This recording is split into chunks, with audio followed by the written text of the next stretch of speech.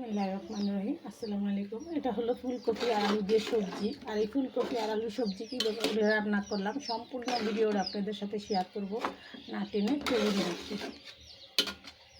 শীতকালীন সবজি খেতে কিন্তু অসাধারণ স্বাদ।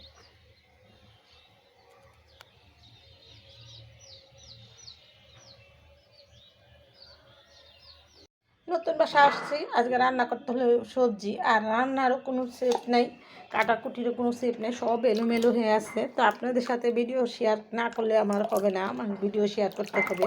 তো আমি এখানে সবজির জন্য নিয়েছি বগুড়ার ছোটো আলু, আর নিয়েছি ফুলকপি ডাঁটা সহ, ডাঁট ফেলাই নেই, ডাঁটগুলো নিয়েছি। আর রান্না করা কী ভিডিও করব, যাই করি আপনাদের সাথে সব কিছুই শেয়ার করব।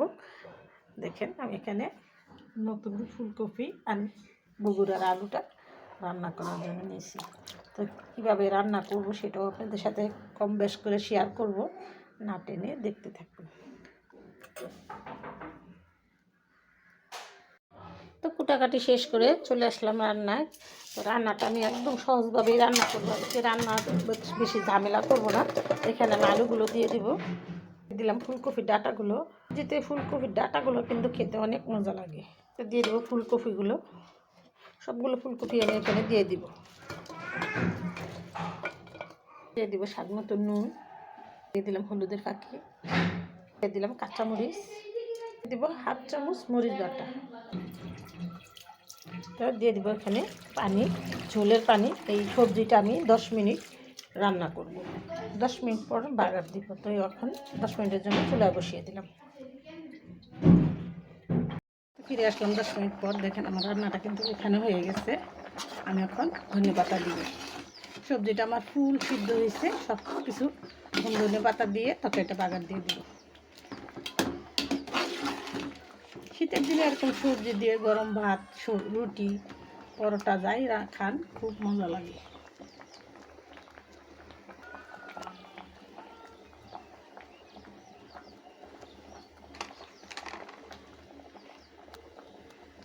শীতের দিনে পাঁচমিশালি সবজি যদি ধনে পাতা দিয়ে এরকম তেল ছাড়া রান্না করে খান, খুব মজা। আমি আজকে তেল দিয়ে একটু বাগার দিব। এখন ধনে পাতাটা দিয়ে দিলাম। আর আমার সবজিটা ভালো মতো সিদ্ধ হয়ে গেছে, একটু মাখো মাখো করে রাখলাম।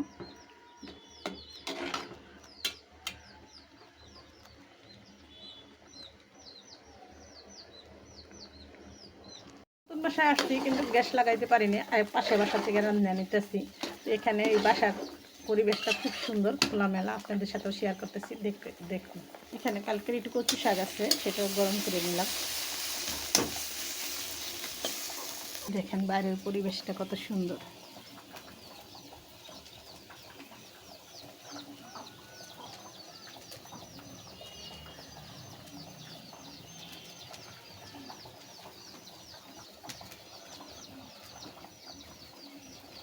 সুন্দর না? আমার কাছে খুব ভালো লাগে গ্রামের পরিবেশগুলো। কচু শাকটা গরম হয়ে গেছে, আমি এই করাতেই তরকারিটা বাগার দিব। আমরা হলাম মানুষ, হইলাম অভ্যাসের দাস, পরিবেশ সব কিছু দিয়ে মানিয়ে চলতে হয়। আমি আল্লাহর রহমতে সব জায়গায় মানিয়ে গুছিয়ে চলতে পারি, আপনাদের সাথে সেটাই শেয়ার করি। আমার রান্না বাড়ার ভিডিওগুলো আপনাদের সাথে শেয়ার করি, কীরকম লাগে আপনারা জানেন। আপনাদের ভালোবাসায় কিন্তু আল্লাহর রহমতে অনেক দূরে এগিয়ে গেছি। আপনাদের সাথে নিয়ে যেন আরও দূরে এগিয়ে যেতে পারি, আপনাদের কাছে এই দোয়াই চাই। আমি সবসময় আপনাদের রান্নার সময় সতর্কবাণী দিয়ে থাকি, চুলার আঁচ কমিয়ে রান্না করবেন, দুর্ঘটনা এড়িয়ে চলবেন, বেঁচে যাবে হাজার হাজার জীবন, বেঁচে যাবে লাখ লাখ টাকা। আমার এই সতর্কবাণী মেনে চলবেন, চুলা থেকে একটু দূরে সরে রান্না করবেন। আমি সচেতন, আর আপনাদের সচেতনমূলক ভিডিওগুলোই আপনাদের সাথে শেয়ার করি। আমার ভিডিওটা না টেনে দেখবেন, আর এরকম সুস্বাদু রান্না করে খাবেন, আর নতুন নতুন ভিডিও পেতে সাথেই থাকবেন। আমার এখানে সবজিটা আমি বাগার দিব। এখানে আমার সবজিটা হয়ে গেছে, এই সবজিটা বাগার দিয়ে এই যে দেখেন, একজন আমাদের এই কন্টেন্ট ক্রিয়েটার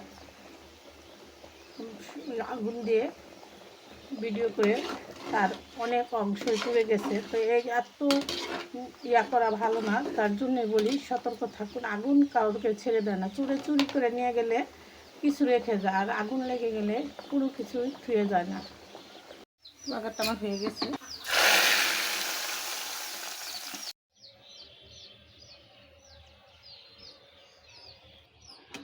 সবজিটা রান্না করা হয়ে গেলো। আর কী কী মশলা উপকরণ দিয়ে কীভাবে রান্না করলাম সম্পূর্ণ ভিডিওটা শেয়ার করলাম, না টেনে দেখবেন। আর এরকম সুস্বাদু ফুলকপি, সিম, আলু, কপি সম্পূর্ণ সবজি দিয়ে সবজি রান্না করে খাবেন। আর নতুন নতুন ভিডিও পেতে সাথেই থাকবেন। তো ভিডিওটা আর বড় না করে আমি এখানে রেখে দিলাম। আসসালামু আলাইকুম।